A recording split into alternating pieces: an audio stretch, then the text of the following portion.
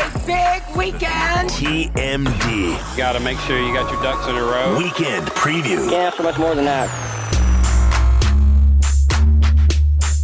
The West Coast swing is over, and after spending the last 3 weeks out west, NASCAR has returned to the east, the southeast, that is, racing this weekend just south of the ATL. Bobby Labonte looking to the outside of Ron Hornaday. For the moment, he'll tuck back in line, single file, white flag is out. 1 to go in Atlanta. Hornaday, half a truck length out in front of Bobby Labonte. Hornaday back into the banking of turn number 2. He stays down low. Here's Bobby Labonte. He swings wide as they hit the backstretch. And has the truck full song on the back straightaway. Pulls up alongside of Ron Hornaday side by side into turn number 3. Racing for the lead in Atlanta. Hornaday on the bottom. Labonte up high. Side by side off the corner. Wheel to wheel for the win. Hornaday down low. Labonte up top. It's going to be a photo finish. They touch. They bang. Hornaday by a fender. Hornaday wins at Atlanta. Bobby Labonte across the line in second. Hamilton's third. The wrecking behind them as Jimmy Kite gets turned around. Fourth is Dennis Setzer. And fifth will be the truck of David Starr. Holy cow, what an ending to this one. Unbelievable finish. Man, take us to those final laps. I don't think anybody set down that final run. I didn't either, but I'll tell you what, I got to thank Kevin Delana, GM Goodwrench, Chevrolet, everybody. The pit crew put this thing in victory lane today. I just drove the rocket ship. We had a truck on long runs, and when I'd see that green-white checkered, I'm the first one to love to see him, but tonight it wasn't the night I wanted to see it. But got into the corner on the last thing, hit the apron, got up into the corner, and got into Dennis a little bit, and I figured I got to touch him again or he's going to beat me across the line. He had a good run up there, so that's where you got to race. I mean, that's why we call it tough trucks, Craftsman, everybody. That's how it sounded. Friday night, March 18th, 2005, 18 years ago tonight, Ron Hornaday and Bobby Labonte literally banging quarter panels coming to the checkered flag at the Atlanta Motor Speedway. Well, this weekend, the trucks are back. First race of a triple header. Tonight, it will be the NASCAR Craftsman Truck Series, race 3 of the season for the trucks. Zane Smith won the season opener in Daytona. Kyle Busch won 2 weeks ago in Las Vegas.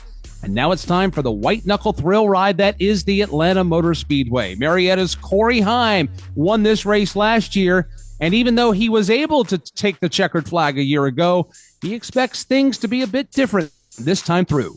Everyone's learned a lot since last year at Atlanta, so I feel like it's going to look a little bit different. You go to a place like Atlanta last year where no one's really seen the place before, and I feel like it's a really good equalizer. So just as much experience as anyone there, and I feel like going into that race, it's going to be definitely crucial to lean on my teammates for help. And I think Daytona, we definitely didn't find each other as much as we wanted to, but you know, as we've sat down and talked about it more and figured out ways that we can help each other succeed, I think we've definitely got a better plan going into Atlanta.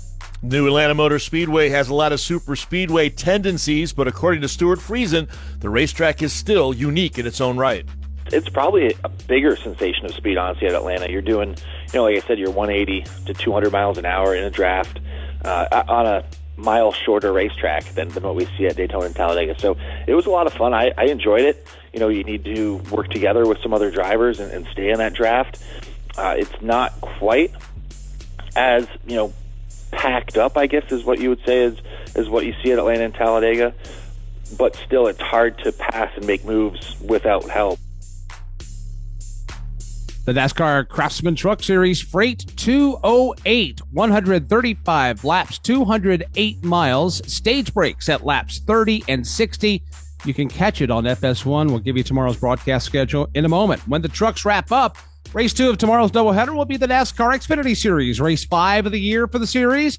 And it's been all Richard Childress Racing and Joe Gibbs Racing. Austin Hill winning 2 for RCR. John Hunter Nemechek and Sammy Smith winning 2 for Joe Gibbs Racing.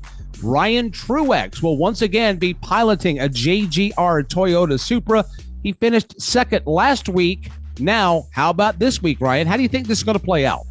It's easy for the field to get strung out in little groups. And if you're in the wrong group and you don't have enough speed, you can end up, losing half a track or more just because it's so hard to catch up without that huge hole being punched in the air. So myself, I prefer to be in the front pack and try to stay there. Obviously, if it starts to get crazy and something's coming, you can kind of feel the energy building. You'll bail out. But again, there's really nowhere to go to bail out of line because the corners are so tight and you don't have a lot of time on the straightaway. So Brett Moffitt looking for a good run on Saturday afternoon, and he's also hoping for some improvement in his super speedway racing experience. It's a much different racetrack, different style of racing. We got tapered spacers in to equal the Speedway or the Daytona Talladega engine package, and it's a different ball game now. So I've been watching film this week, and I'm going to continue to watch. I feel like Speedway racing is, if anything, my downfall. Like I said, we've had speed, though, so that's a big thing when it comes to plate racing, and I feel good about the fact that it might make my job a little bit easier with how much just raw speed we have in this number 25, and like I said, there's things I need to learn, but we'll go into it optimistic and be aggressive all day long. The NASCAR Xfinity Series Raptor King of Tough 250 at Atlanta. 163 laps, 251 miles. Stage breaks at laps 40 and 80. You can catch that one as well on FS1. Here's our broadcast schedule for tomorrow. Action will kick off with Pat Patterson on the front stretch. That's 7 a.m. Eastern.